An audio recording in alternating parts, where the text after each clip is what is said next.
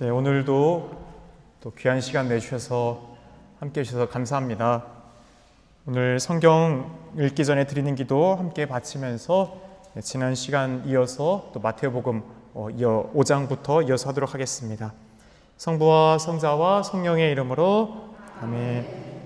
성경 안에서 우리를 친절히 만나주시는 아버지, 넘치는 성령의 빛으로 제 눈을 열어주시어 당신의 빛을 보게 하시고 제 귀를 열어주시어 당신의 말씀을 듣게 하시며 제 마음을 열어주시어 당신의 생명을 받아 안게 하소서.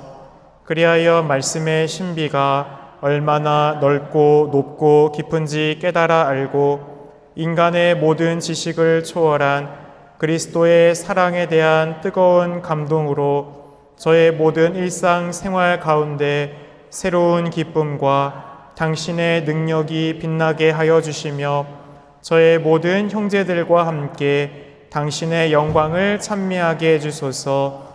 우리 주 예수 그리스도를 통하여 비나이다. 아멘. 성부와 성자와 성령의 이름으로. 오늘 제가 자료를 깜빡하고 그 카페에 못 올렸어요. 그래서 미리 준비해 오시려고 하셨던 분들께는 양해를 구하고 끝나고 오늘 바로 올려드리도록 하겠습니다.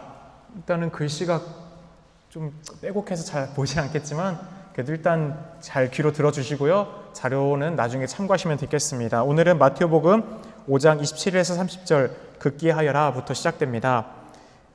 간음해서는 안 된다고 이르신 말씀을 너희는 들었다. 이 말씀은 십계명 몇 계명이에요? 예, 그렇죠. 6계명. 간음하지 마라. 탈출기 20장 14절, 신명기 5장 18절에서 나옵니다. 예, 간음, 모이케이우는 결혼한 사람이 배우자가 아닌 이와 성관계를 맺는 것으로 이스라엘 사회에서 가정의 질서와 사회 안정, 계약 정신을 심각하게 파손하는 범죄였습니다. 고대 이스라엘에서는 간음을 단순한 도덕적 타락으로 본 것이 아니라 하느님께 대한 신의와 공동체의 계약을 위반하는 행위로 간주했습니다. 그래서 레위기 20장 10절이나 신명기 22장 22절에서는 보면 간음하다 잡히면 어떻게 해요? 예, 사형에 돌로 쳐서 죽이죠. 사형에 해당하는 죄로 규정되기도 합니다. 예수님의 구조적 가르침 방식을 우리가 볼 필요가 있는데요. 예수님은 산상설교에서 계속 반복되는, 지난 시간 기억나실지 모르겠지만 뭐뭐라고 너희는 들었다. 그러나 나는 너희에게 이렇게 말한다. 이 형식을 어떻게 해요? 계속 반복하고 있어요. 너희들에게 이런 계명들이 있고 이런 말들을 너희는 들어왔다. 하지만 나는 이것을 그 근본으로서 새롭게 이렇게 너희에게 가르쳐준다 라고 완성으로 알려주시죠. 그 의도는 율법의 외적 행위 기준을 반복하거나 폐지하려는 것이 아니라 그 정신을 더 깊이 깨닫게 해주시는 데 있습니다. 27절은 바로 이어지는 28절, 여자를 보고 음욕을 품는 자는 이미 마음속으로 간음한 것이다 라는 말씀으로 완성이 되며, 예수님께서는 내면의 정결, 즉 마음과 시선적인 욕망, 또 의지까지도 하느님 앞에서 책임져야 한다는 깊은 윤리적, 영적 통찰을 우리에게 이제 제시하고자 합니다. 28절, 그러나 나는 너에게 말한다. 음욕을 품고 여자를 바라보는 자는 누구나 이미 간음한 것이다.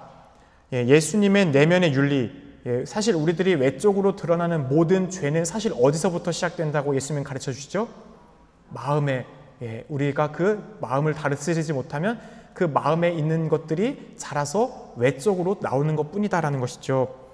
따라서 보고 욕망을 품는 것도 죄가 된다. 그 이전까지는 외적인 행위를 해야지만이 그걸 죄라고 사람들은 생각했죠. 하지만 예수님께서는 단지 행위로서의 간음만이 아니라 그 행위로 향하는 욕망, 또 의지, 상상, 시선까지도 하느님 앞에 죄로 간주하십니다. 이는 몸의 정결이 아니라 마음과 영혼의 정결이 몸의 정결에 앞선다라는 것을 의미합니다. 정결함은 행동의 문제가 아니라 내면의 중심이 무엇을 향하고 있느냐의 문제죠. 따라서 우리의 시선의 순결, 우리의 시선의 정결을 성찰해 보면 좋겠어요. 우리는 타인을 어떻게 바라보고 있는가?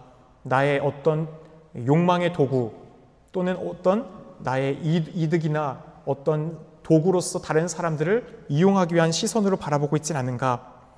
따라서 여자를 보고 음욕을 품는 자는 이 표현은 단순히 바라보는 행위가 아니라 소유하고자 하는 욕망, 이용하려고 하는 시선, 대상화하려는 그 마음을 가르치죠.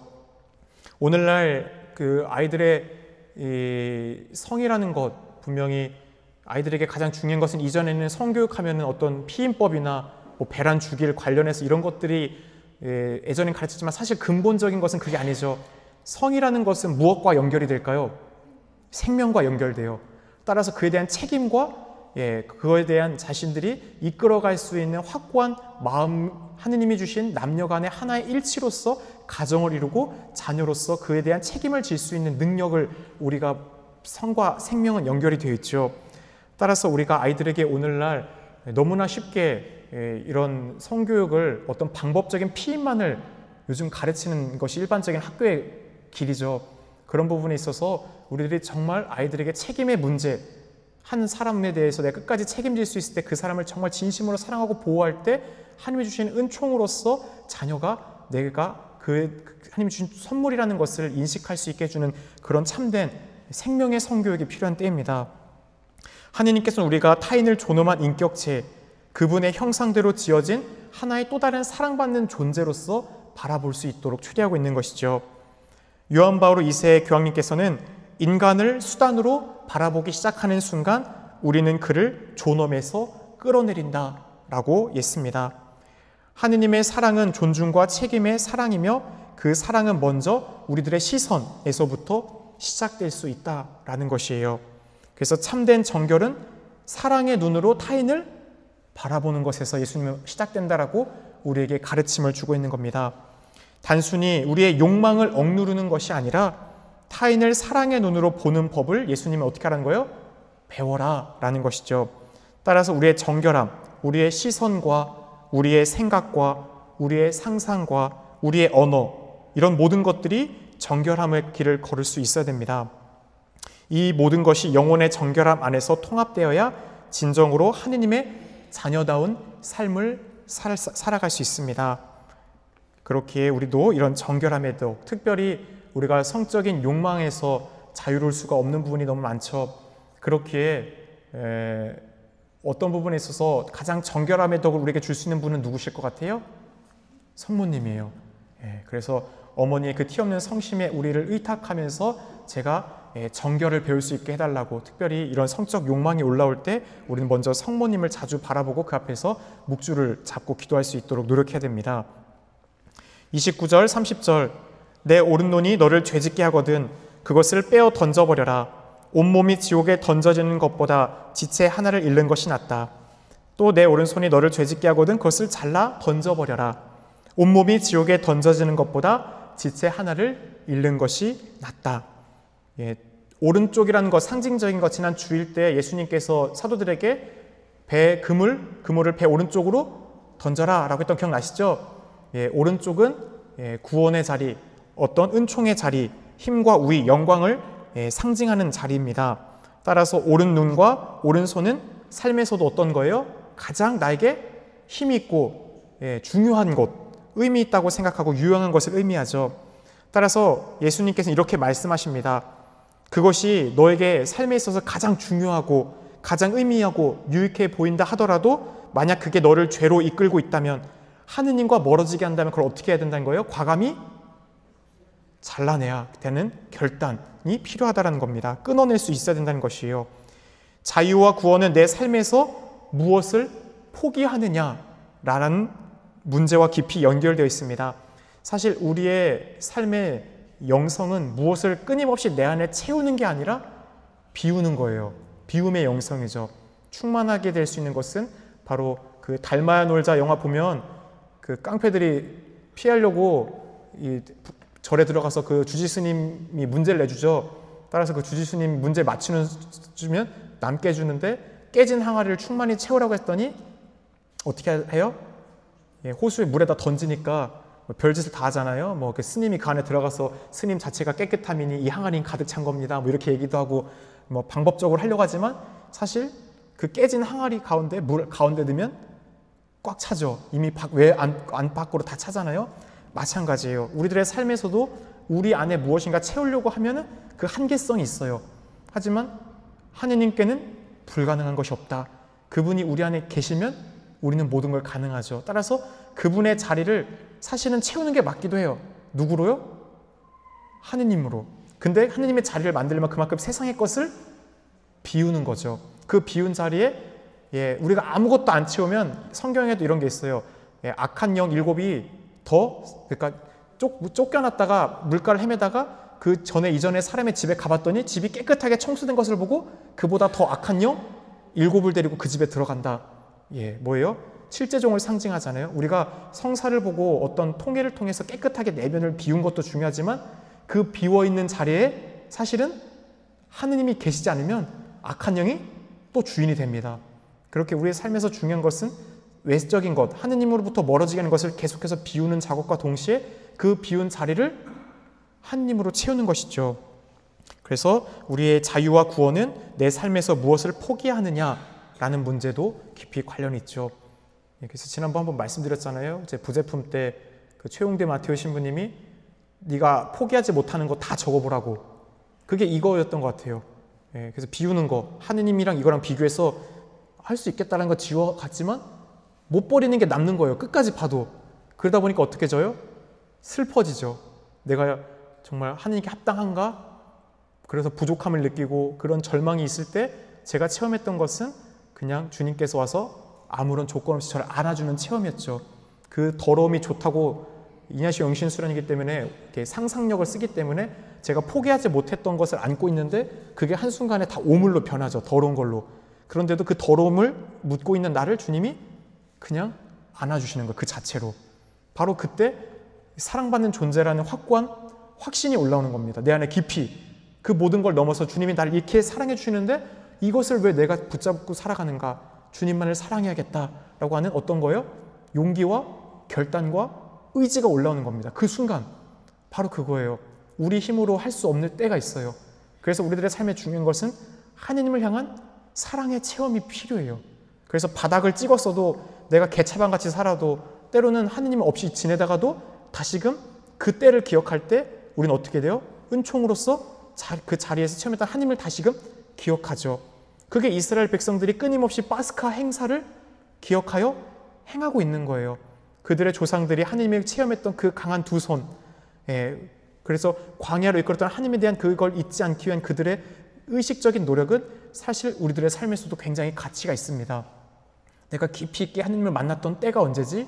하느님을 누구보다 내가 사랑했던 시간이 언제 있었지? 이런 것들이 우리들의 삶에 하느님을 채울 수 있는 충만함을 주는 은총의 때이기 때문입니다. 여기서 눈과 손은 유혹과 실행의 통로가 되고 있죠. 눈이라는 것은 뭐예요? 앞서서 얘기했지만 욕망이 들어오는 뭐가 돼요? 통로죠. 눈이 멀었어 봐요.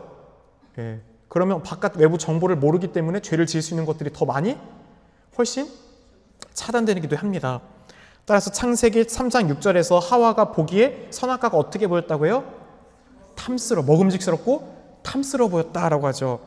이렇듯 눈은 우리가 탐욕과 질투, 음욕, 판단, 시기에 이런 출입구가 됩니다. 그 모든 정보를 받아들이는 정보가 이 눈이기 때문에 눈이라는 기관을 통해서 이게 우리가 이게 받아들이잖아요. 그러는 가운데 손은 눈으로 본 유혹이 실제 행위로 드러나는 실천의 수단이죠. 죄는 눈으로부터 시작되어 손으로 드러납니다. 예수님께서는 이 유혹과 죄의 연결고리를 단호히 끊어야 한다고 말씀하십니다. 지금 내 삶에서 하나님과의 관계를 병들게 하는 오른쪽 눈, 오른쪽 손은 무엇입니까?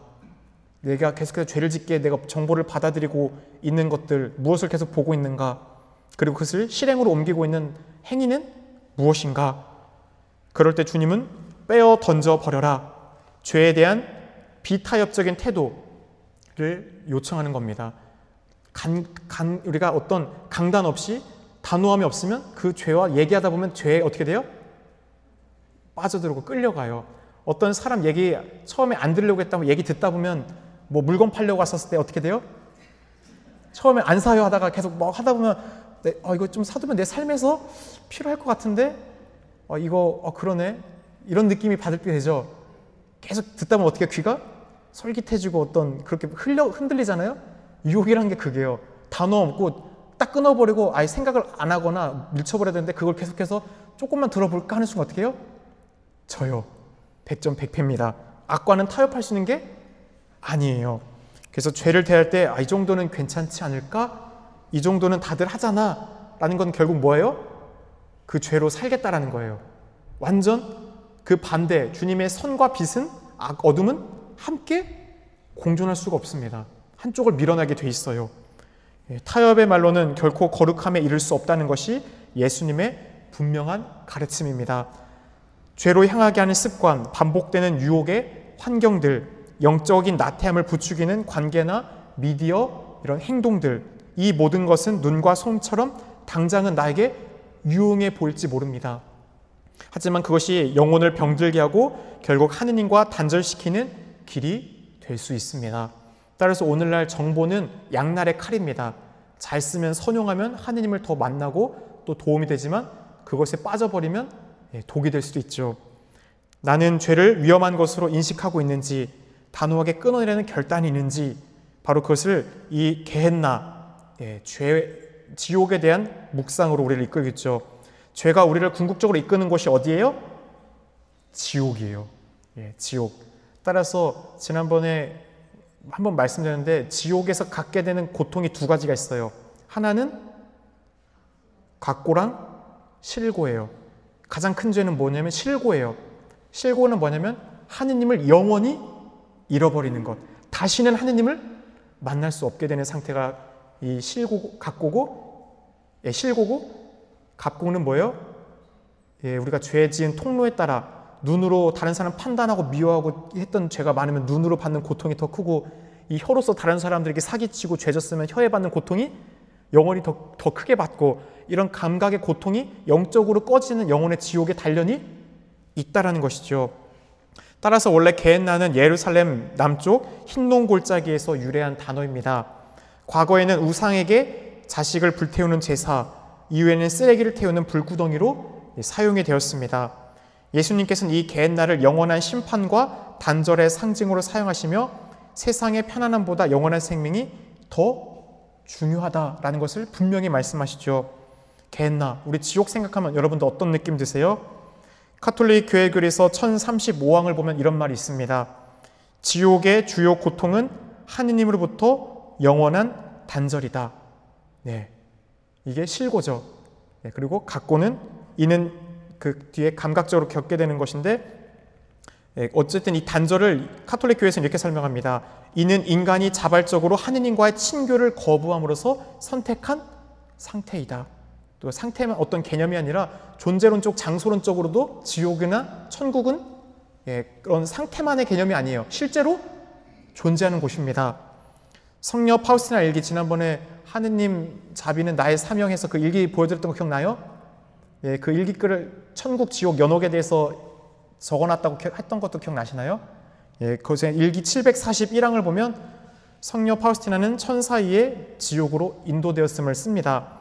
나는 천사의 도움으로 지옥에 이끌려 갔습니다. 말로 표현할 수 없는 고통을 보았습니다. 대부분의 지옥에 있는 영혼들은 하느님의 존재를 믿지 않았던 자들입니다. 내가 본 고통들은 영혼들이 선택한 삶의 경과였습니다. 하느님은 우리 모두를 다 천국으로 이끄시려고 하는 분이에요. 한 사람도 빠짐없이. 그런데 우리 스스로가 하느님의 그 초대를 완강하게 거부한 영혼들은 결국 마지막 삶의 선택 안에서도 그 빛이 아니라 어둠이 내가 믿어왔던 진리라고 선택하며 그 길을 가는 거예요. 자신이 살았던 삶의 태도를 한순간에 마지막에 극도로 바꿀 수 있는 경우가 드물어요. 그런 경우는 정말 우도처럼 마지막 죽기 전에 통회하는 경우죠. 그래서 지옥의 고통을 묘사하는데 하느님을 향한 영원한 상실, 양심의 끊임없는 책막, 지옥의 운명에 대해 절대적으로 바꿀 수 없다는 그 인식, 감각적인 고통, 불, 냄새, 끊임없는 욕설, 그리고 암흑, 이런 것들에 대해서 자세하게 쭉 써놨어요. 나중에 관심 있으시면 한번 파우스티나 성녀 자서전 일기글 741항을 보시면 될 것 같습니다. 31절, 31에서 32절, 아내를 버려서는 안 된다 라는 주제이고요. 자기 아내를 버리는 자는 그 여자에게 이혼장을 써주어라 하신 말씀이 있다. 고대 이스라엘 사회에서 이혼은 전적으로 남성의 특권이었습니다. 사실 고대에만 그런 게 아니라 오늘날도 사실 남성 가부장 중심의 오늘 사회에서도 그렇죠. 이 버리다라는 표현은 여성의 인격과 존엄성을 고려하지 않은 불평등한 권력, 관계를 드러냅니다. 이러한 관행은 아내를 한 인격체로서 소중히 다뤄주는 것이 아니라 자신의 소유물처럼 여기는 것이며 남편과 변덕과 독단적 판단에 여성의 삶이 좌우되는 부당한 현실을 보여주고 있는 것이죠.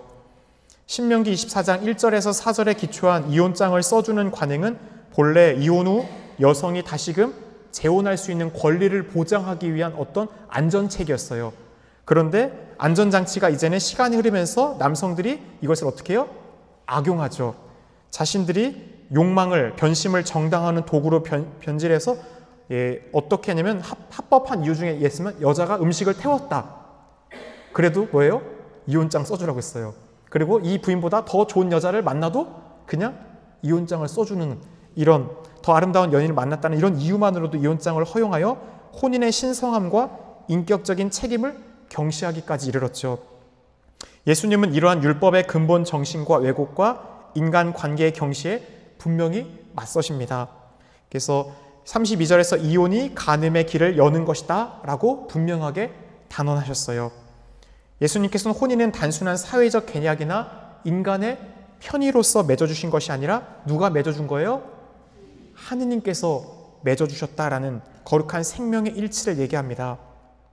따라서 교회가 근본적으로 가르치는 혼인에 대해서 한 남자와 한 여자, 일부 일처제, 그리고 혼인의 불가해소성을 가르치죠. 사회에서는 이혼이라고 말하지만 카톨릭에서는 이혼이라는 표현이 없죠. 그래서 사별만이, 한쪽의 죽음만이 이 혼인을 갈라놓을 수가 있어요.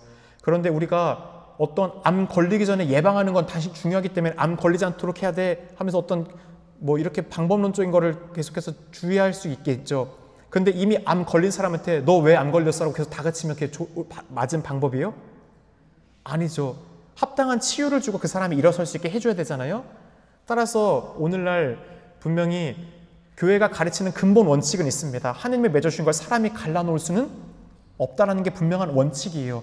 그런데 오늘 이 세상 안에서 분명히 우리가 그 가정에 깊이 있는 걸 다 알 수 없지만 정말 말 못할 엄청난 큰 고통이 있는 것도 있겠죠. 가정사 우리가 다 알 수는 없지만 그래서 갈라설 수밖에 없었을 때 교회가 말하는 건 절대 안 돼 이걸까요? 원칙은 그거죠. 원칙은.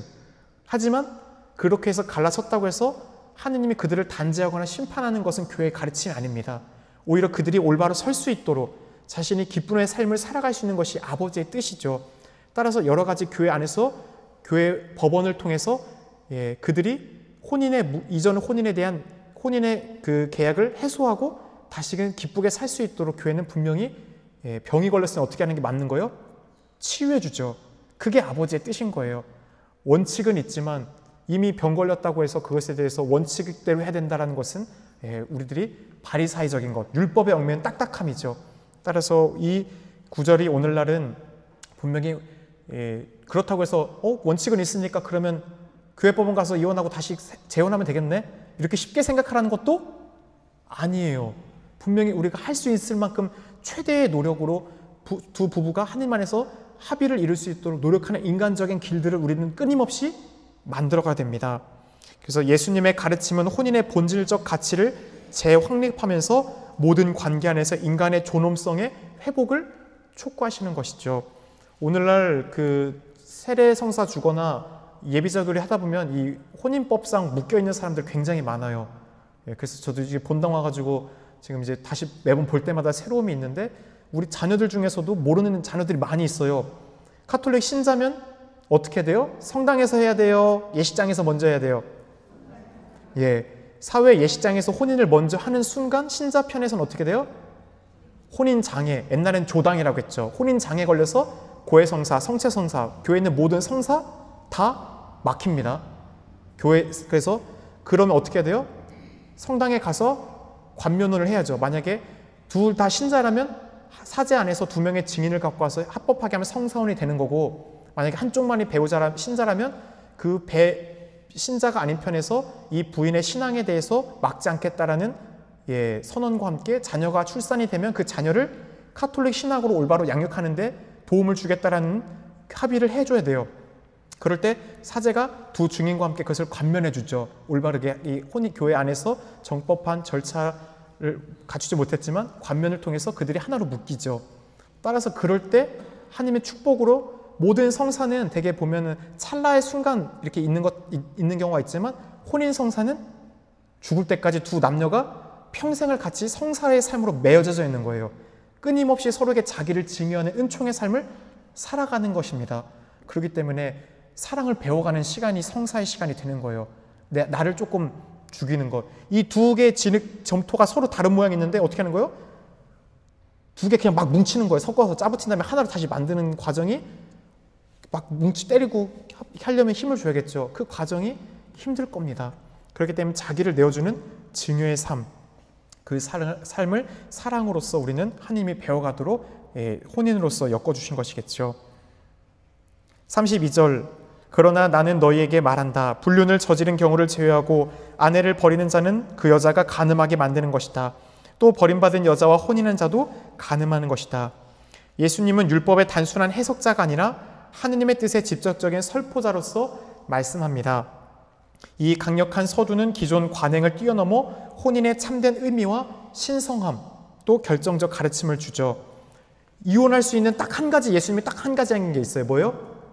불륜. 외도하는 거. 그런데 성경을 보면, 호세아서를 보면, 호세아 예언자가 뭐예요? 한 여인을 데렸는데 끊임없이 그 여인이 간음하죠. 그러면서 계속 데려오잖아요. 그것을 하느님은 뭐라고, 우리와 이스라엘과 하느님과의 관계를 빗대죠.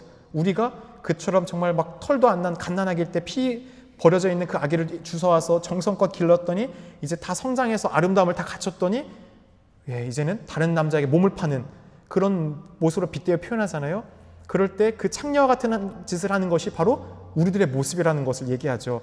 하느님이 하는 우상의 신을 끊임없이 섬기지만 그래도 하느님 어떻게 해주세요? 그때마다 다시 데려오죠. 용서해주고, 호세아가 했던 것처럼.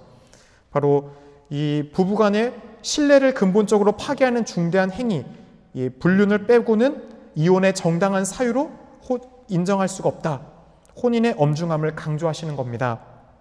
부당한 이혼은 단순한 법적 절차가 아니라 사회적 생존을 위해 재혼할 수밖에 없는 상황으로 여성을 내몰아 간음에 이르게 하는 행위입니다. 따라서 이는 타인의 영적 삶에 대한 심각한 책임이, 내가 다른 사람들을 그렇게 쉽게 간음할 수 있는 상황으로 몰게 할 때 나뿐만 아니라 다른 사람을 죄짓게 하는 것도 연자매를 목에 들고 바다에 빠지는 만큼 큰 죄라고 했죠.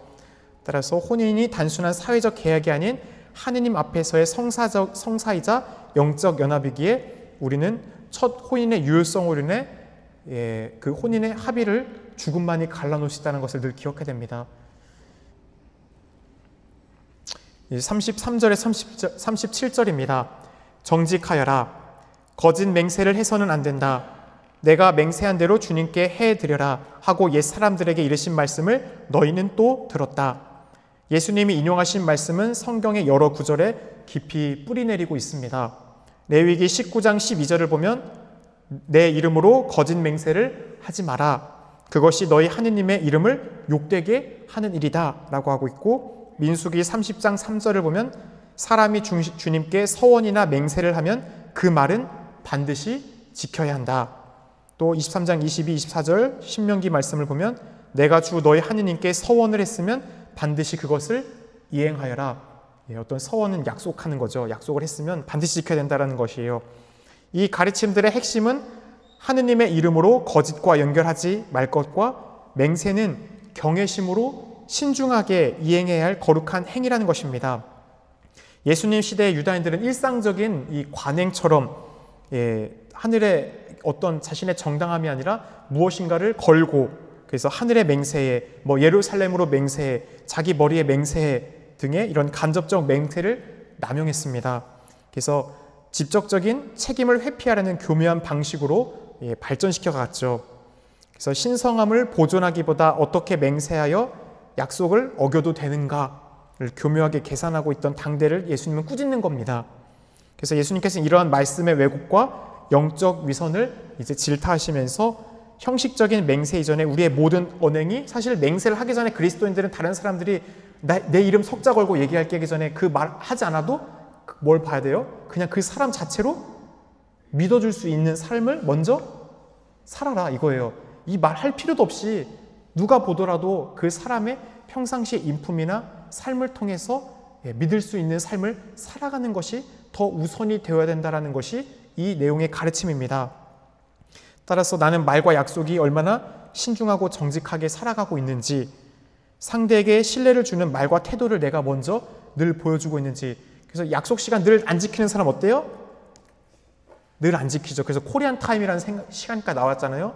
30분 정도 뭐 늦게 오면 30분 미리 알려주는 이런 것들. 결국 그런 것도 그 사람의 무엇인가를 보여주는 거예요. 이 말 안에 들어가는 겁니다. 신실하지 못함. 따라서 그 사람을 향해서 믿음을 갖지 못하게 하는 행위겠죠. 그래서 상대에게 신뢰를 주는 말과 태도를 내가 먼저 지녔는지, 아니면 회피하거나 계산적인 태도를 지녔는지, 나의 언어 생활을 통해 하느님의 이름을 드러내는 통로가 되고 있는지 우리는 또한 성찰해 볼 수 있어야 됩니다. 34절, 그러나 나는 너에게 말한다. 맹세하지 마라. 하늘을 두고도 맹세하지 마라. 하느님의 옥자이기 때문이다.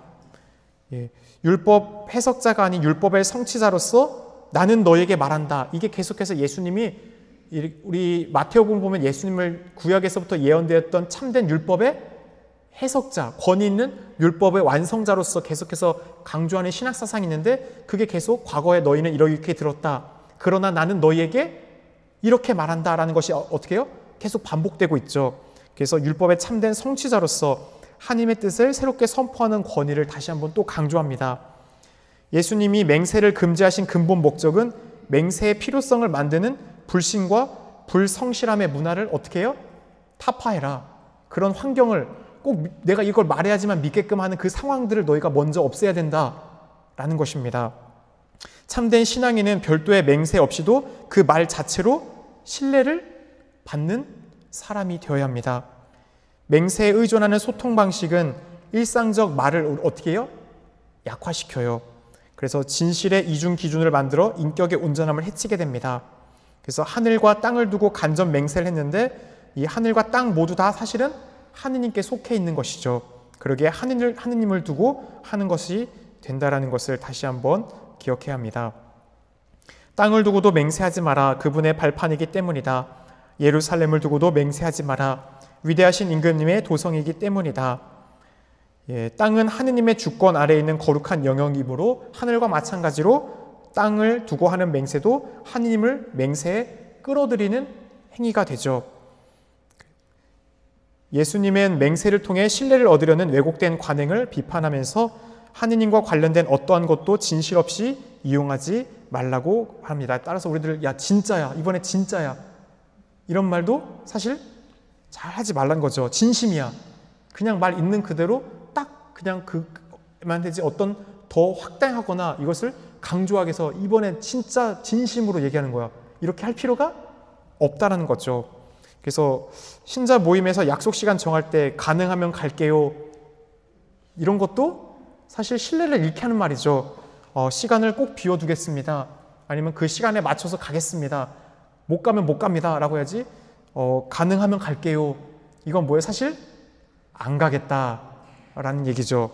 그래서 성실히 참석하는 이런 신뢰의 언어, 신뢰의 행동들을 내가 먼저 하고 있는가, 두루뭉실하게 말하는 것도 사실 우리들 안에서 좋지 않은 표현들입니다. 36절, 내 머리를 두고도 맹세하지 마라. 내가 머리카락 하나도 희거나 검게 할 수 없기 때문이다. 자신을 두고 하는 맹세조차 하느님께 연결됩니다. 저도 생각하다 보면 이 계명 하느님의 이름으로 함부로 걸진 않지만, 어떤 거 할 때 진짜 내 양심에 손을 얹고, 제가 자주 하는 표현 생각했거든요. 근데 제 이 말 저도 자주 하더라고요. 내 양심에 손을 얹고 진짜 믿어줘. 진짜야.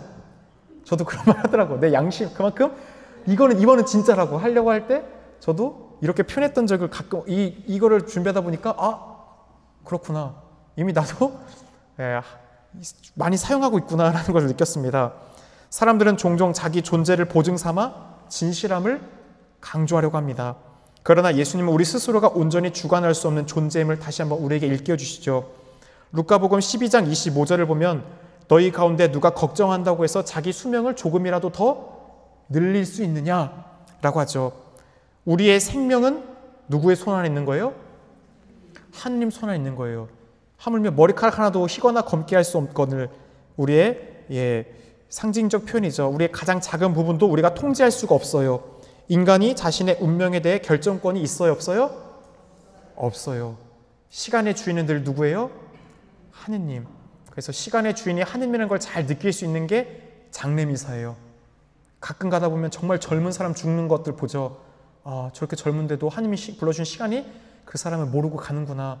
깨어 있어야 된다는 말을 우리가 어떤 죽음을 앞에 묵상하고, 분명 가족들은 위로해야 되고 유가족들에게 슬픔이지만 우리들 어떤 장례미사나 연도 방문하고 할 때 그 순간은 우리에게 좋은 우리의 삶의 끝을 보게 하는 피정의 시간이 됩니다. 더불어서 우리의 자신의 운명에 대한 결정권이 우리에게 없음을 다시 한번 보게 되죠. 따라서 인간의 맹세가 절대적 기준이 될 수 없으며 이를 진실의 보증으로 삼는 것은 우리 안에 있는 무엇이 있는 거예요? 교만함. 내가 이걸 통제할 수 있다라는 교만함이죠. 그래서 내 언어의 습관, 아이들이 아빠가 맹세하고 내일은 꼭 놀아줄게. 안 지키면 어떻게 되는 거예요? 아빠를 향한 아이의 믿음이 더 커지게 하는 거겠죠. 네, 이런 것들, 우리가 그냥 너무나 쉽게 하지만 정말 우리가 그리스도인으로서 다른 이웃들에게 어떤 하기 위한 신뢰의 언어, 신뢰의 말, 신뢰의 삶을 먼저 살아가는 게 이런 말로 덧붙이기 전에 먼저 돼야 된다는 주님의 말씀을 다시 한번 새겨볼 필요가 있습니다. 37절, 너희는 말할 때 예할 것은 예하고 아니오할 것은 아니오라고만 하여라. 그 이상의 것은 악에서 나오는 것이다. 예수님께서는 맹세 없이도 언어 자체의 정직함을 삶의 기준으로 삼아야 된다라고 가르쳐주고 있는 거예요. 예와 아니오, 삶과 일치하는 신뢰성이죠. 그리스도인은 맹세하지 않아도 믿을 수 있고 과장하지 않아도 신뢰받을 수 있는 사람들입니다. 이것은 단지 말버릇이 아니라 우리 영혼의 내적인 태도예요. 다른 사람들의 시간을 존중해주는 사람들은 어떻게 해요? 맞춰 나가려고 하는 거예요. 그리고 다른 사람들을 존중하기 때문에 그 약속을 지키려고 하는 겁니다. 그렇게 어떤 조건 없이도 하느님 앞에서의 정직함, 일관성, 성실함의 표현이 예할 것은 예하고 아니할 것은 아니오라는 그리스도인의 삶의 태도입니다. 따라서 그 이상의 것은 악에서 나온다. 그래서 포네루이, 악이라는 것은 단순히 도덕적 잘못을 넘어서 진리의 파괴, 공동체의 불화를 이야기하는 영적인 타락을 가리킵니다. 말을 계속해서 덧붙이거나 그러면 과장되거나 오해가 생기고 곡해가 되죠. 서로 이해하는데 소통이 어려워지고, 또 말을 모호하게 만드는 습관은 하느님의 진리에서 벗어나게 만들며 궁극적으로 우리 공동체의 관계를 어떻게 할까요? 깨트려요. 그래서 말을 할 때 우리가 여기서 얘기한 거랑 저기서 얘기한 거랑 또 다르게 일부러 그러려고 한 건 아니지만 우리가 어떤 선의의 거짓말로 그렇게 선의라고 하더라도 선의의 거짓말이라는 건 없어요. 그 순간 그 사람 기분 좋게 해줄 수는 있겠지만, 위안을 줄 수 있게 모르겠지만 그게 또 다른 악을 갖고 옵니다. 왜냐하면 악은 그렇기 때문이에요. 거짓은 거짓을 낳게 돼 있어요. 따라서 선의의 거짓말 그런 건 없어요. 진실을 차라리 얘기하기보다 뭐 하는 게 나아요? 침묵하는 게 나아요. 그냥 그때 가만히 함께 기도할게 하고 하면서 그 옆에 지켜주는 게 최고의 기도입니다.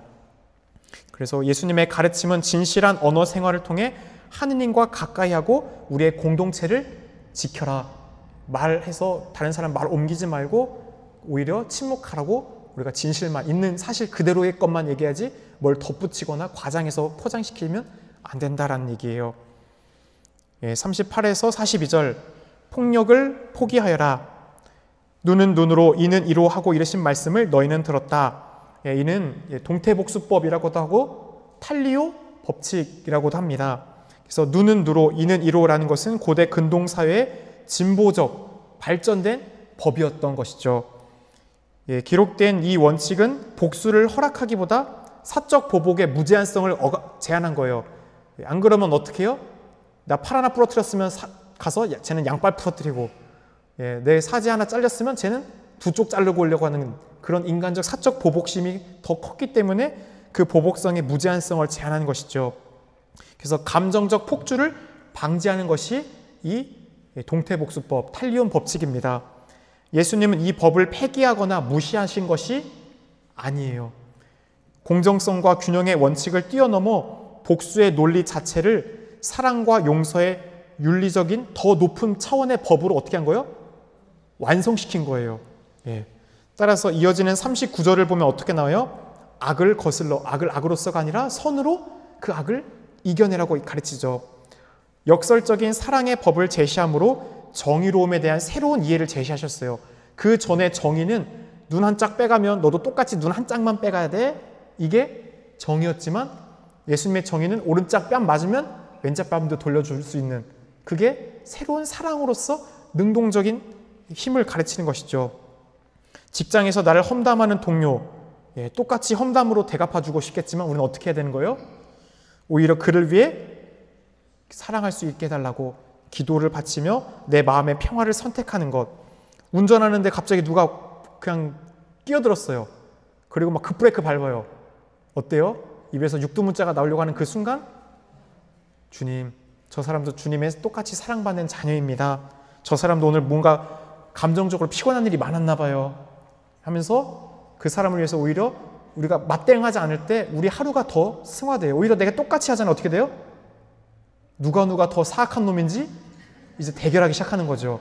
그래서 막 그 한문철 TV 가끔 보다 보면 정말 별것도 아닌 사소한 걸로 빵 한 번 한 걸로 어떻게 돼요? 서로 폭력까지 가서 막 서로 주먹 다짐하는 그런 사건들 보잖아요. 사실 그런데 그랬을 때 내가 말 한마디 죄송합니다 했으면 어떻게 할까요? 그냥 그럴 수도 있게 하고 넘어가고, 뭐 잘못했을 때 비상 깜빡이 2번 켜주면 어떡해요? 그래, 그럴 수 있지. 그게 사람의 어떤 악을 선으로 맞섰을 때 더 크게 오는 것이잖아요. 그래서 우리가 평화를 빼앗기지 않도록, 그런 마음의 평화를 잃어버릴 때 악은 활동하기 시작합니다. 39절, 나는 너희에게 말한다. 악인에게 맞서지 마라. 오히려 누가 내 오른뺨을 치거든 다른 뺨마저 돌려대어라. 예수님은 율법의 참된 뜻을 완성하기 위해 반복해서 또 얘기하고 있죠. 나는 너희에게 이제 이렇게 말한다. 너희들이 알고 있던 그 정의로움은 이거였다. 동태복수법, 탈리온 법칙이었다. 하지만 나는 그보다 더 큰 하나님의 정의가 무엇인지를 이제 너희에게 가르쳐 주겠다라는 것이죠. 따라서 권위 있는 율법의 해석자, 마태복음의 신학사상이죠. 참된 율법의 해석자, 권위 있는 완성자의 모습을 이 산상설교 안에서 예수님은 계속해서 보여주고 있는 거예요. 탈리오 법칙에 대한 대안이자 복수의 논리를 끊고 사랑으로 악을 이기는 새로운 하느님의 나라의 법을 예수님은 이제 제시해 줍니다. 맞서지 마라. 이건 뭐예요? 바보되라는 얘기예요? 그냥 무조건 호구돼서 당하고 살라는 얘기예요? 아니에요. 이는 악을 악으로 갚지 않는 능동적인 신앙적 선택을 얘기합니다. 예수님도 뺨 맞았을 때 병사가 예수님 잡혀갈 때 갑자기 대사제께 그따위로 대답하냐면서 뺨치죠. 그러니까 뭐라고요? 나를 왜 때리느냐? 내가 무엇을 잘못했는지 말해보아라. 예수님이 이 말대로 하면 딱 뺨 맞았을 때 어떻게 해야 돼요? 자, 이쪽도 때려줘. 이렇게 되는 게 맞겠죠. 그런데 예수님이 뺨 돌려대라는 거는 바보처럼 다 참아주라는 게 아니에요. 우리 그리스도인 중에 많은 분들이 이런 사랑에 대해서 콤플렉스가 있는 게 있어요. 무조건 다 받아주고 수용하고 참아주는 게 사랑의 완전성이라 생각하고 있는데 맞아요? 아니에요. 남편이 맨날 가정폭력으로 때려요. 아우, 내가 조금 더 기도해주고 이해해주고 사랑해주고 주님 이렇게 못했네요. 맞아요? 아니에요. 그 남편의 폭력에 대해서 부당함에 대해서 항변하고 말하고 거기서 그것을 차단할 수 있게 자신을 보호하는 게 하나님의 뜻인 거죠. 그러는 가운데서도 그 사람과의 관계에 거리를 두면서 그 사람이 올바르게 회복될 수 있도록 지혜로운 세상적인 방법을 찾는 것이 바로 악을 악으로서 맞서는 게 아니라 선으로 방식을 찾아가는 것이겠죠. 따라서 바울 사도가 악에 지지 말고 선으로 이기라는 그 로마서의 말씀처럼 예수님은 보복의 고리를 내가 먼저 끊어내는 것이 참된 하느님의 자녀가 되는 길이다 라는 가르침을 우리에게 주고 있습니다. 따라서 이 오른뺨을 친다는 건 뭐냐면, 이 오른뺨 맞으면 이쪽을 맞을 때 어떻게 치는 거예요? 여러분 오른뺨 맞으면 이쪽이잖아요. 그 상대방이 어떻게 때리는 거예요? 손등으로 때리는 거예요. 손등으로 이렇게 치는 거예요. 이 손바닥보다 손등으로 치는 게 어떻게 해요? 더 기분 나빠요. 한마디로 이게 뭐냐면 유대 문화에서 손등으로 때리는 것은 이 모욕감이에요. 모욕감, 경멸. 이 손바닥으로 치는 것도 아니라 손등으로 뺨치는 건 더 큰 모욕과 경멸을 의미했죠. 따라서 예수님은 모욕에 분노하지 말고 사랑으로 응답하라 라는 것이죠. 따라서 비폭력적 저항이 이 상대를 변화시킬 수 있는 힘이다라는 거예요. 악을 악으로서 계속 맞서다 보면 그 악은 끊임없이 어떻게 돼요? 더 돌아가요. 이게 떼굴떼굴 더 굴러갑니다. 그래서 그 악을 너의 능동적인 사랑의 선으로 끊어내라. 바로 이것을 잘 보여준 게 예수님께서 십자가에서 바치신 기도죠. 가상 7원 중에 하나잖아요. 아버지, 저들을 용서해 주십시오 라고 기도하신 것처럼 악을 넘어서는 힘은 사랑, 용서입니다. 따라서 여러분이 상처받은 날 침묵과 기도로 하루를 마무리할 수 있으면 좋을 것 같아요. 억울한 말을 들었었을 때, 내가 하지도 않았는데 모욕받았었을 때, 정말 환장할 때 막 속 터질 때 있죠. 예, 그때 주님 앞에 나아가서 울부짖어도 돼요. 성체 앞에 나아가나 십자가 앞에 나가서 쌍욕해도 돼요. 예, 그냥 하느님은 듣고 계시잖아요. 그러는 가운데서도, 하지만 우리가 다 탄원하고 부르짖을 수 있지만 그 가운데서도 궁극적으로 주님의 그 마음을 가질 수 있게 해달라고 청하는 것을 놓아서는 안 되는 겁니다. 주님께서 십자가에서 용서하셨던 것처럼 저도 그를 용서할 수 있게, 사랑할 수 있게 제 마음에 빛을 주소서라는 이 한 구절이 우리를 변화시킬 수 있다는 것이죠. 40절, 또 너를 재판에 걸어 내 속옷을 가지려는 자에게는 겉옷까지 내주어라. 당시 유다인의 복장과 법적 배경을 먼저 설명하고 있죠. 속옷인 키토네는 피부에 직접 닿는 옷으로 오늘날의 긴 셔츠 같은 옷이죠. 따라서 이 신부님들 주일 미사 때 보면은 장백이 있죠. 통솔로 짠 긴 옷, 이렇게 하얀색. 예, 그거예요. 그게 예전에 보면 사람들이 안에 있던 속옷이죠. 노동자나 가난한 사람들은 그 속옷 하나 그냥 걸치고 다니는 사람들도 있었어요. 그리고 겉옷인 히마티오는 이 외투와 같은 기능으로서 그 예수님 보면은 긴 속옷 위에 이렇게 둘둘둘둘 말고 있잖아요. 이렇게 사선으로 해서, 예, 그게 이제 겉옷이죠. 그래서 가난한 이들에게 팔레스티나는 생각 외로 일교차가 커요. 심해요. 그래서 한밤중에는 영하권으로 떨어졌다가 다음날 아침 되면 또 가을 날씨처럼 좀 아침에 되면 좀 따뜻해요. 따라서 이 한밤중에 그 겉옷이 없으면 어떻게 돼요? 추워요. 그래서 그 마르코복음 10장 46절 52절 보면 티메오의 아들 바르티메오 보면은 그 티메오가 예수님을 따를 때 자신을 갖고 있던 뭘 던져요? 겉옷을 벗어 던지죠. 이 거지에게 엄청난 겁니다. 자신을 보호할 수 있는 모든 것을 상징하는 것이 이 겉옷이에요. 한밤중에 추위로부터 자신을 보호해줄 뿐만 아니라 자신을 삶에서 보호해주는 이런 외적 수단으로 상징되는 그것을 어떻게 해요? 던졌다는 건 뭐냐면 주님을 따라 나서기 위한 결단을 그가 했다라는 얘기죠. 그래서 가난한 이들에게 밤에는 이불이 되어주고 생존을 위한 필수품입니다. 탈출기 22장 26절 27절을 보면 이런 말씀이 있습니다. 내가 이웃의 겉옷을 전당 잡았다면 해지기 전에 그에게 돌려주어야 한다. 그것이 그의 유일한 덮개이며 그 몸을 덮는 외투가 아니냐. 겉옷은 법적으로도 쉽게 빼앗을 수 없는 인간 최소의 생존권을 상징하는 것이 바로 이 겉옷이에요. 따라서 예수님께서 말씀하시는 겉옷까지 내어줘라. 이건 뭐예요? 단순히 물건만 넘겨주는 행위가 아니에요. 자신의 권리를 포기하고 사랑의 주도권을 쥐라는 초대예요. 사랑으로서 네가 능동적으로 그 악을 대항해서 먼저 그 길을 만들어가라는 것이에요. 이 말씀은 율법이 허용한 수준보다 훨씬 더 나아간 초월적인 사랑, 관용적인 실천을 촉구하라는 선언입니다. 따라서 뭐예요? 뺏기기 전에 먼저 기쁘게 내주어라.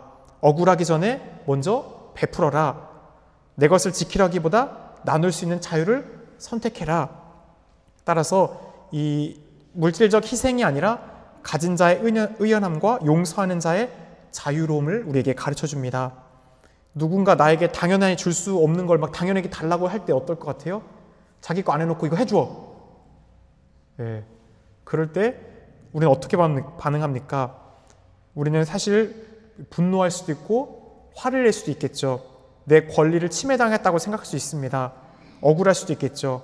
하지만 이 또한 내가 기쁘게 이 사람을 사랑하는 마음으로 해보겠습니다 라는 그 마음을 가질 때 어떻게 되는 거예요? 바로 그 순간이 겉옷을 내어주는 예수님께서 우리에게 요청하신 더 큰 사랑으로 상대방의 부족함을 덮어주는 시간이 되는 것이겠죠. 41절, 누가 너에게 1000걸음을 가자고 강요하거든 그와 함께 2000걸음을 가져와라. 예수님 시대 로마 제국 법에 따르면 로마 병사는 식민지 병사에게 강제로 짐을 짊어지게 할 수 있습니다. 그리고 그한테 얼마큼 가라고 할 수 있을까요? 1000걸음. 이게 그 내용이에요. 따라서 강제로 짐을 지고 1000걸음을 함께 걷게 할 수 있었습니다. 단순한 노동이 아니라 그냥 아무나 잡아다가 이거 짊어지고 그냥 1000걸음 가게 할 수 있으니 민족적으로 어떤 거예요? 수치스러움이고 굴욕적인 거죠. 상처를 주는 행위입니다. 이것을 잘 보게 하는 것이 뭐예요?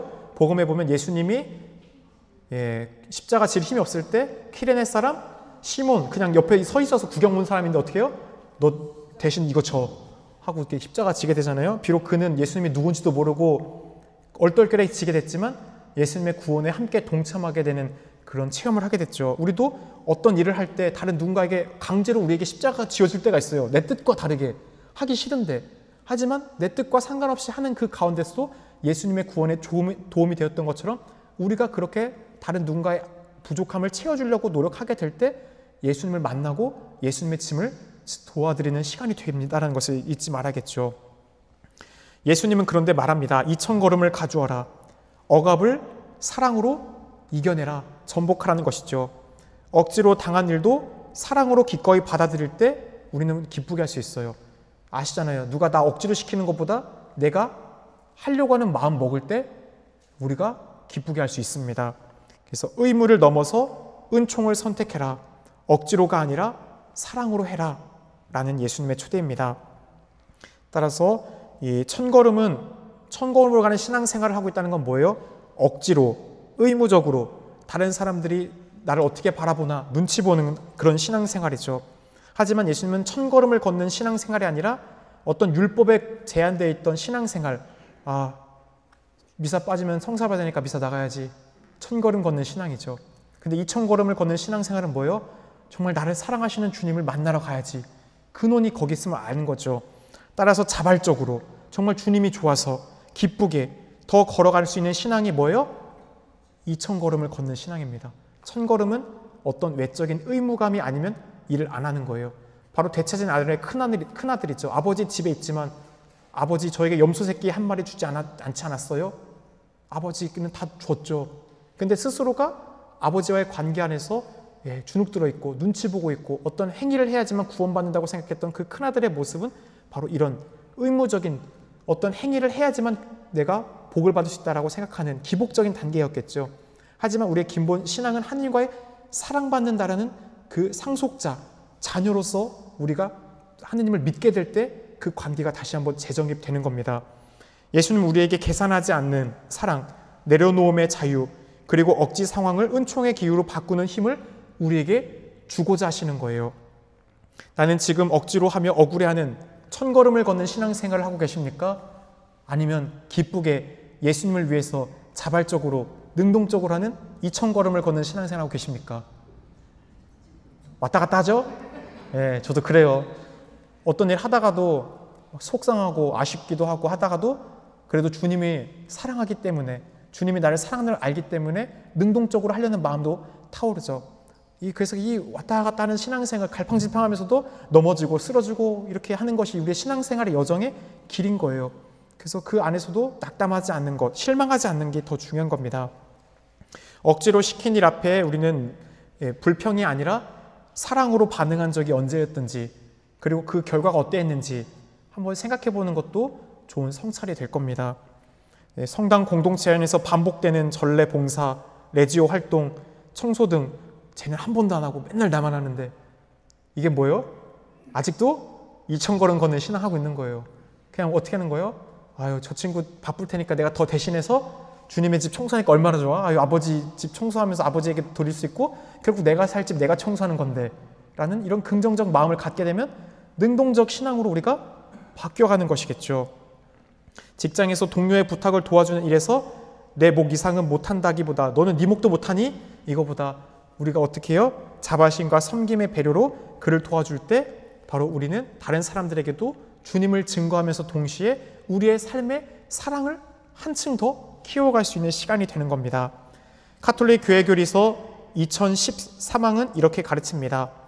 모든 그리스도인은 완덕으로 부르심을 받았으며 이는 일상적 책임 안에서 하느님의 사랑을 실천함으로써 성취되고 완성됩니다. 가톨릭 교회교리서 2842항은 또 이런 가르침이 있습니다. 복음은 우리에게 자발적인 사랑을 요청하며 억지로가 아닌 자유 안에서 하느님의 뜻에 일치하는 삶을 요구합니다. 라고 말입니다. 42절, 달라는 자에게 주고 꾸려는 자를 물리치지 마라. 달라는 자는 곧 구체적인 필요와 고통을 드러내고 있는 사람을 가리켜요. 예수님은 그 요구에 무관심하거나 계산적으로 대응하지 말라고 하십니다. 이는 물질 자체보다 그 사람의 존재와 그 상황을 자비의 자세로 받아들이라는 것이죠. 하느님 사랑의 흐름 속에 동참하는 거룩한 선택을 다시 한번 우리에게 가르쳐주고 있습니다. 그래서 빌리는 행위는 단지 돈이 아니라 신뢰와 관계의 요청이죠. 예수님은 단순히 빌려주라고 하지 않으시고 물리치지 마라, 즉 그 사람의 존재와 요청 자체를 거절하지 말라고 하십니다. 도움 요청은 곧 하느님께서 보내신 당신을 만날 수 있는 어떤 거예요? 기회인 거예요. 나한테 도와줘라고 하는 것은 하느님이 나에게 찾아온 도움의 기회다, 요청의 시간이다 라는 뜻입니다. 도움을 거절하는 것은 생명에 대한 무관심이 될 수 있습니다.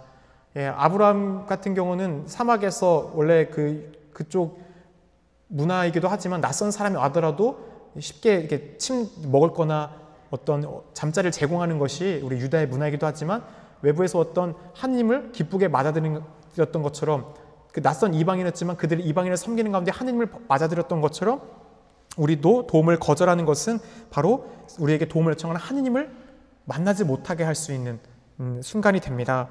그렇기 때문에 곧 물질적 도움은 관계와 자비의 열매이며 인간을 향한 하느님의 너그러움에 우리도 응답해야 한다는 복음의 요청이 됩니다.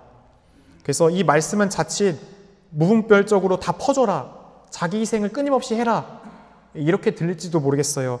하지만 예수님이 말씀하신 핵심은 얼마나 줄 것인가가 아니에요.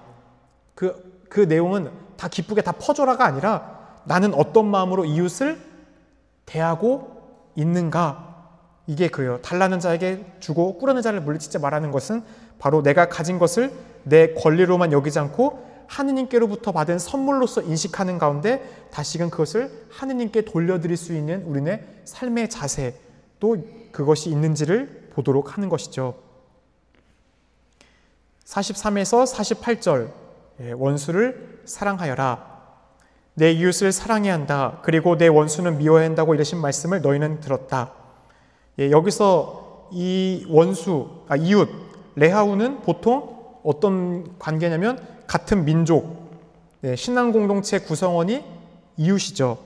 그래서 이 계명은 공동체 내부의 정의와 화합을 위한 규범이었지만 예수님께서는 그 원수, 이웃만이 아니라 원수까지도 이웃의 범주를 확대하시죠.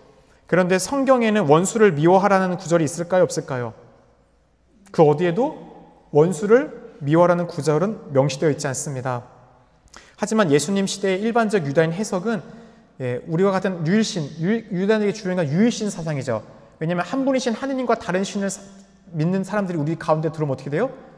하느님의 자리를 잃어버릴 수 있기 때문에, 그래서 완전 봉헌물, 구약의 이 전쟁을 보면 하느님께서 이 가나안족 땅 들어갔을 때 어떻게 완전 봉헌물로 다 태워 바치거나 그것을 없애버려 하는 이유가 뭐예요? 유일신 사상에 배격되기 때문이에요. 그들이 믿고 있는 신들이 그들의 삶에 들어왔을 때 삶이 갈라질 수 있기 때문에 그 모든 걸 하나님께 봉헌한다는 의미로 다 바쳐라, 없애버려라 라는 것이죠. 그래서 우리들 가운데서도 이런 이웃의 유다인들의 개념이 분명 하느님을 더 섬기기 위한 개념으로서 하느님을 믿는 우리의 동포가 이웃이었죠. 하지만 예수님은 그 이웃의 범주를 이제 다시금 더 넓게 우리에게 해석해 주는 겁니다. 이 원수는 바로 이방인, 사마리아인, 로마인, 죄인 등 모든 사람입니다. 결과적으로 원수는 미워해도 된다는 배타적 관점이 유다인들 안에서 어떻게 있던 거예요? 있었어요. 우리와 같은 유일신 사상이 아니면 다 뭐예요? 죽여도 돼요. 다 적이에요. 원수고. 하지만 예수님은 이런 시대의 관행적 해석과 정서를 새롭게 구약의 계명의 참뜻을 일깨우기 위해서 이 대비를 더 강력하게 대비를 주고 있는 거예요. 원수의 개념을 이웃의 개념과 대비시켜서 더 충격을 주는 것이죠. 그래서 사랑의 범주 자체를 우리에게 다시금 설정해 주고 있습니다. 이웃은 동족이나 가까운 사람만이 아니라 나에게 상처 준 사람, 씻을 수 없는, 용서할 수 없는 사람이까지도 이웃이 될 수 있다는 겁니다. 따라서 이 다음 절에 선포되는 너희는 원수를 사랑하고 너희는 박해하는 자들을 위하여 기도하라는 그 명령으로 이제 연결이 되죠. 계속해서 그러나 나는 너희에게 말한다. 이 반복적 표현은 율법의 해석자, 새로운 구약을 권위 있게 또한 보여주는 율법을 보완하는 것이 아닌 참된 뜻을 알려주는 권위임을 선포하고 있습니다. 미워하지 말라는 수준을 넘어서 아가파테, 지난 주일에 설명했죠. 아가페 뭐예요? 아가파테는 신적인 사랑이에요. 나 죽이려고 하는 사람까지도 사랑해 주시는 것. 따라서 예수님이 미워하지 말라고 하는 이 가르침의 사랑, 너희는 원수를 사랑하라는 것은 뭐예요? 아가페예요. 베드로에게 너 이런 사랑할 수 있니? 라고 했지만 처음엔 베드로도 필로스, 형제적 사랑, 잘해준 사람에게 돌려주는 사랑을 할 수밖에 없다라는 겸손된 고백을 하죠. 그랬던 그도 마지막에 삶으로써 주님의 사랑을, 양들을 위해 목숨을 바치며 아가페적 사랑을 보여주었습니다. 그래서 이 사랑은 단순한 감정이나 호의가 아닙니다. 하느님의 이 앞에 있는 원수 같은 사람도 하느님의 사랑받는 자녀라는 것을 인식하고 이도 구원받아야 할 사람으로 바라보는 시선, 하느님의 눈으로 보는 것이죠. 따라서 아버지 저들을 용서해 주십시오. 저들은 자기들이 무슨 일을 하는지 모릅니다. 라는 그런 예수님의 중재 기도가 바로 예수님이 보여주신 가장 감동적인 바로 구원받아야 할 존재로 바라봤던 시선입니다. 이 앞에 있는 사람도 악한 사람이지만 구원받아야 될 한 명의 소중한 하나님의 자녀로서 주님은 중재 기도를 해주셨죠. 따라서 원수를 위해 기도한다는 것은 그의 잘못을 정당화하거나 덮어주는 것은 아니에요. 그 영화 밀양 보면 전도연이 용서해 주려고 그 감옥 찾아가죠. 그런데 감옥에서 만난 그 아들 죽인 죄수가 어떻게 해요? 너무나 환하게 웃으면서 저는 하느님 만났고 다 용서받았습니다. 라고 해요. 그러자 전도연이 울부짖죠. 거기서 내가 너를 용서하지 않았는데 네가 어떻게 그런 말을 해? 하면서 막 이렇게 소리 지르잖아요. 따라서 이거는 그 사람이 용서와 화해를 구별하지 못했기 때문이에요. 늘 용서할 수 있어요. 하느님은 우리에게 늘 용서로 가르쳤어요. 그런데 늘 화해할 수 있는 건 아니에요. 우리들의 삶에서 관계를 보면 그렇습니다. 피해자와 가해자가 있죠. 그래서 가해자는 피해자에게 진심으로 사죄함을 느끼고 잘못했음을 청해대고 이 피해자도 그 가해자의 진심 어린 통해를 정말 어렵지만 받아들이고 품어줄 수 있을 때 그게 뭐예요? 그게 화해예요. 그렇기 때문에 쌍방이 다 맞아야 되는 겁니다. 피해자랑 가해자가 서로가. 그렇기 때문에 화해는 늘 할 수가 없어요. 하지만 늘 용서를 할 수 있죠. 왜냐하면 용서라는 것은 그 쌍방의 관계가 아니라 나에게 잘못한 사람에게 돌려주는 것이기 때문이에요. 따라서 이 가해자가 자신이 뭘 잘못했는지 몰라요. 아까 그 밀양 영화가 그런 거예요. 나는 당신한테 사죄할 필요가 없다고. 왜냐하면 하느님께서 이미 나를 용서해 주셨다고. 그럼 뭐예요? 직접적으로 내가 상처 준 사람을 향한 더 큰 죄를 짓는 거예요. 내가 그 사람한테 아픔을 줬고 고통을 줬는데도 그것에 대해서 하느님은 정의롭죠. 따라서 그 죄에 대해서 우리가 남는 게 카톨릭 안에서 뭐예요? 교리가? 잠벌이죠. 잠벌. 받아야 될 벌이 남아요. 하느님과의 관계는 회복이 돼요. 분명 그 형제도 하느님께 사죄하고 용서했기 때문에 하느님은 그를 용서했을까요? 안 했을까요? 했죠. 하느님은 그 누구의 죄든지 용서해 주세요. 하지만 그 사람이 지은 죄까지 다 없어졌을까요? 아니요. 남아있어요. 그 사람은 그걸 깨닫지 못한 거예요. 자신이 그 사람을 죽인 행위에 대한 갚아야 될 이 벌이 남아있음을 모르는 거예요. 따라서 그는 하나님과 용서는 했기 때문에 어쨌든 하나님과 붙어있는 관계는 되었겠지만 그 안에서 풀어야 할 것들이 남아있는 것이죠. 그렇게 우리들의 삶 안에서도 재단에 예물을 바치기 전에 먼저 물러가 그 형제와 화해하여라. 화해하는 것은 쉽지 않은 거예요. 그래서 나에게 정말 상처 준 사람, 상처를 그 사람이 용서를 구하는 것도 큰 용기지만 나에게 상처 준 사람이 찾아왔을 때 그걸 품어주는 것도 엄청나게 큰 용기가 필요합니다. 그렇기 때문에 이건 인간적인 힘으로 할 수 있을까요? 인간적인 힘만으로는 어려워요. 그렇기 때문에 우리는 어떻게 해야 되는 거예요? 그래서 기도하는 거예요. 주님, 용서할 수 있게 해달라고 늘 청하고 있잖아요. 늘 저에게 잘못한 일을 저희가 용서하오니. 유일하게 조건부가 붙는 기도가 딱 하나 있어요. 주님에게도 청원하는 것 중에 용서예요. 용서는 신적인 사랑의 또 다른 표현입니다. 그렇기 때문에 우리가 늘 먼저 주님께로부터 용서받고 있음을 우리가 기억하지 않는다면 우리도 그렇게 용서받는 길을 우리 스스로가 닫아버리면 되질한 그대로 받게 돼 있습니다. 나는 지금까지 누군가에게 상처를 받았을 때 그를 위해 진심으로 기도해 준 적이 있습니까? 내 안에 있는 증오, 분노, 앙금, 그에 대해서 예수님은 어떻게 말씀하고 계실까요? 계속해서 그 안에 있으라고 하실까요? 아니면 그것을 벗어 던지고 사랑의 길을 능동적으로 걸으라고 하실까요? 그래서 내가 용서할 수 없어, 이 사람만큼 절대 용서 안 돼 라고 생각하는 사람이 또 하나님의 은총 안에서 변화되기를 바라는 마음이 우리 가운데 있는지. 가톨릭 교회 교리서 2844항은 진정한 용서는 하느님의 은총에서 비롯되며 이는 기도 안에서 실현된다. 기도는 용서를 위한 길을 여는 은총의 시작이다 라고 가르치고 있습니다.